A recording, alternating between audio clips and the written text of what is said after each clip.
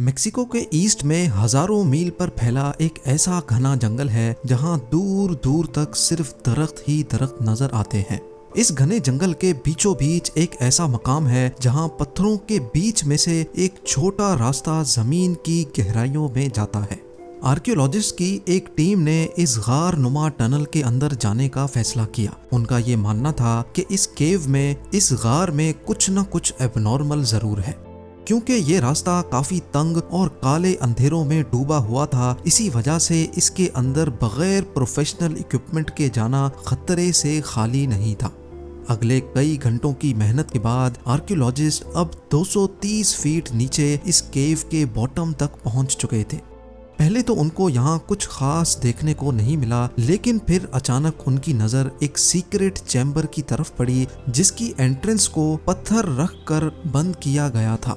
लेकिन सवाल ये है कि इस वीरान जंगल में जमीन से 200 फीट नीचे केव के बॉटम पर यह सीक्रेट चैम्बर आखिर किसका था और इसको कब और क्यों बंद किया गया था। जेम टीवी की वीडियोस में एक बार फिर से खुशामदीद। नाजरीन, मेक्सिको के ईस्ट में मौजूद ये घना जंगल तकरीबन 30 लाख स्क्वायर किलोमीटर के एरिया पर फैला हुआ है। दरख्तों के इस समंदर के साए तले माया सिविलाइजेशन की खोई हुई दुनिया के राज आज भी छुपे हुए हैं।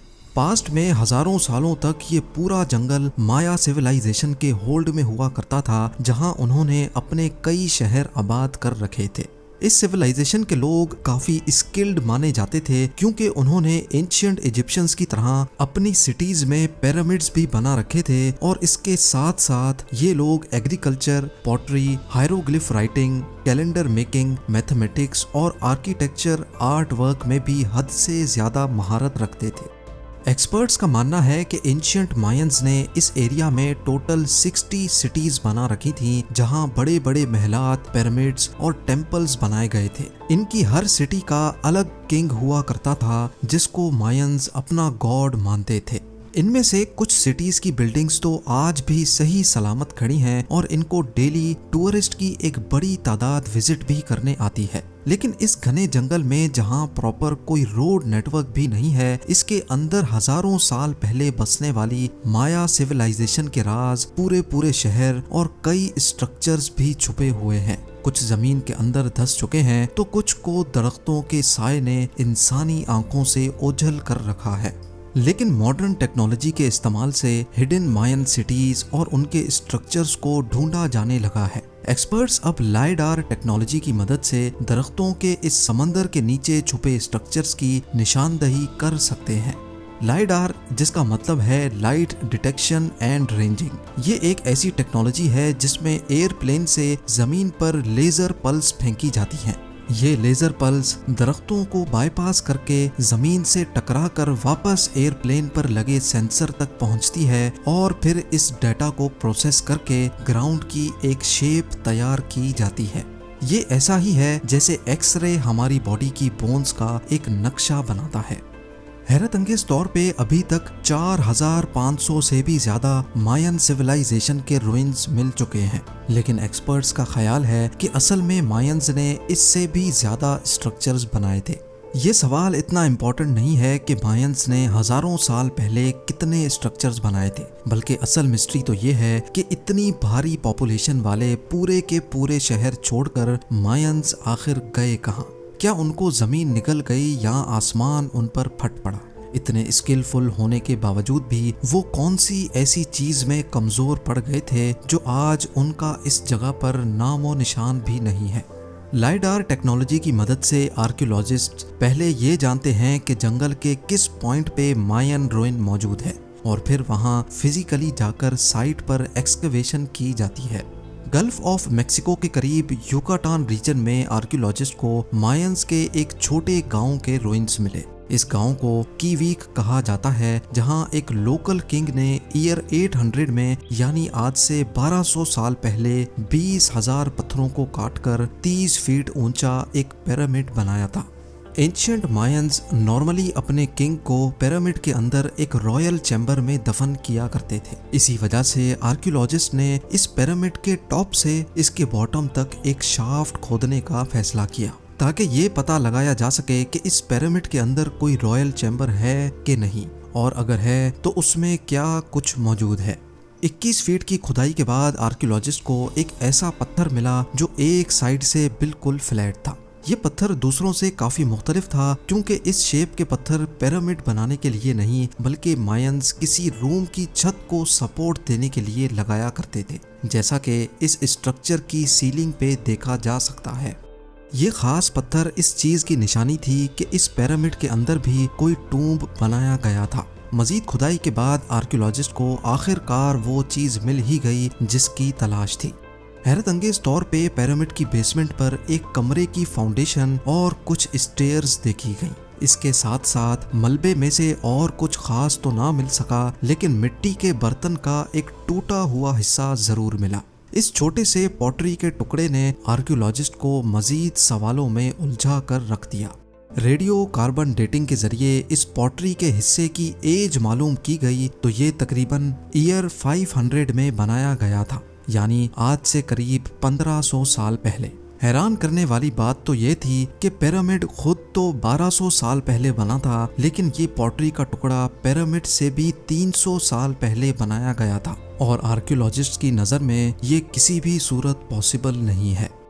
ऐसा क्यों पॉसिबल नहीं, ये जानने के लिए हमें हिस्ट्री का रुख करना पड़ेगा। हिस्ट्री से मालूम पड़ता है कि युकाटान का ये हिस्सा नदरन माया में शुमार किया जाता था और ईयर 500 में जब पिरामिड के अंदर का ये चैम्बर बनाया गया था तब मायंस यहाँ आए ही नहीं थे। तो अब सबसे बड़ा सवाल ये खड़ा हुआ कि अगर मायंस ने ये रॉयल चैम्बर नहीं बनाया था तो आखिर किसने बनाया था। इसका जवाब जानने के लिए पिरामिड रूइन के आसपास जंगल का मुआयना किया गया, इस उम्मीद से कि शायद इनको कोई खास इंफॉर्मेशन मिल सके। पिरामिड साइट से 15 किलोमीटर दूर आर्कियोलॉजिस्ट को कुछ पत्थरों के दरमियान में एक केव का रास्ता दिखाई दिया। केव की एंट्रेंस काफी तंग थी और इसके अंदर जाना खतरे से खाली नहीं था। इसी वजह से प्रोफेशनल इक्विपमेंट का इस्तेमाल किया गया और 2 से 3 केव एक्सपर्ट्स को इसके अंदर भेजा गया। कई घंटों के बाद एक्सपर्ट्स जमीन से 230 फीट नीचे केव के बॉटम पर पहुंच चुके थे, जहां हैरत अंगेज तौर पे उनको एक सीक्रेट चैम्बर का रास्ता दिखाई दिया और इस चैम्बर की एंट्रेंस को एक पत्थर रख कर बंद किया गया था। जब चैम्बर की एंट्रेंस को खोला गया तो अंदर वो कुछ देखने को मिला जो किसी के वहमो गुमान में भी नहीं था। जी हाँ, जमीन से 230 फीट नीचे केव के इस सीक्रेट चैम्बर में बहुत सारी इस्तेमाल शुदा फायर टॉर्चेस पड़ी देखी गई, जिनको कदीम दौर में रोशनी के लिए जलाया जाता था। फायर टॉर्चेस के अलावा यहाँ बड़ी तादाद में मिट्टी के टूटे हुए पॉट्स भी मिले। ये पॉट्स के टुकड़े वैसे ही थे जैसे 15 किलोमीटर दूर पिरामिड की बेसमेंट से एक टुकड़ा मिला था। ऐसा मालूम होता था कि ये जगह किसी दौर में कोई इबादत गाह हुआ करती थी, जहाँ लोग कोई विश पूरी करने के लिए यहाँ आकर पॉट्स तोड़ा करते थे। इनमें से कुछ पॉट्स के पीसेस को जब दोबारा जोड़ने की कोशिश की गई तो हैरत अंगेज तौर पे एक और हकीकत खुलकर सामने आ गई। ये नोटिस किया गया कि पीसेस जोड़ने पर पूरा पॉट कभी भी कंप्लीट नहीं होता था, बल्कि इसमें एक पीस हमेशा शॉर्ट पड़ जाता था। ये अजीब मिस्ट्री किसी को भी समझ नहीं आई कि यहाँ तोड़े जाने वाले तमाम पॉट्स का एक पीस मिसिंग क्यों है।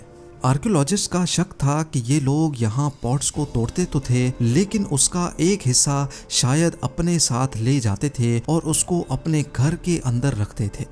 युकाटान रीजन में पिरामिड रूइन के बॉटम से पाया जाने वाला सिरेमिक पॉट का हिस्सा असल में इसी केव के बॉटम से लाया गया था। ये इस बात का क्लियर एविडेंस था कि कीवी के इस गांव में मायंस के आने से पहले यहाँ कुछ लोग रहते थे जो अपनी रिलीजियस प्रैक्टिस इस केव में जाकर किया करते थे और इनका भी रहन सहन तकरीबन माया सिविलाइजेशंस के जैसा ही था।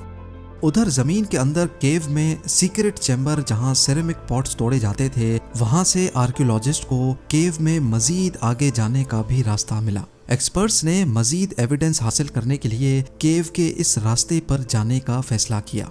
थोड़ा ही आगे जाने के बाद एक्सपर्ट्स को एक और सीक्रेट चैम्बर मिला जहां पत्थर की दीवारों पर कुछ ऐसे नक्शे बने थे जिनको देखकर दिमाग दंग रह जाता है।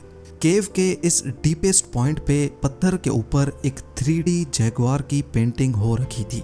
ना सिर्फ इतना बल्कि दीवारों पर एक और पेंटिंग में जैगुआर को हिरन का शिकार करते भी देखा गया।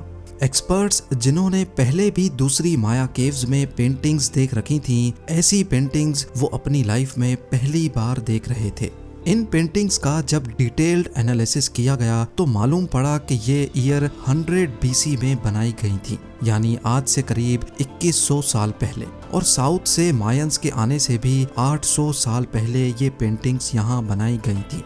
अब इस नए एविडेंस से एक बात तो साबित हो चुकी थी कि कीवीक के इस गांव में साउथ से मायंस के आने से पहले भी एक सिविलाइजेशन रहती थी। उनका रहन सहन और कल्चर लगभग मायंस के जैसा ही था और यही रीजन था जिसकी वजह से एक्सपर्ट्स ने इनको अर्ली या फिर क्लासिक माया का नाम दिया। इतनी बड़ी पॉपुलेशन और हजारों स्ट्रक्चर्स बनाने वाले मायंस के साथ आखिर ऐसा क्या हुआ था जो वो अपना सब कुछ छोड़कर यहाँ से जाने पर मजबूर हो गए और फिर कभी लौट कर नहीं आए? ये सवाल आज तक दुनिया के लिए एक मिस्ट्री बना हुआ है। उम्मीद है जेम टीवी की ये वीडियो भी आप लोग भरपूर लाइक और शेयर करेंगे। आप लोगों के प्यार भरे कमेंट्स का बेहद शुक्रिया। मिलते हैं अगली शानदार वीडियो में।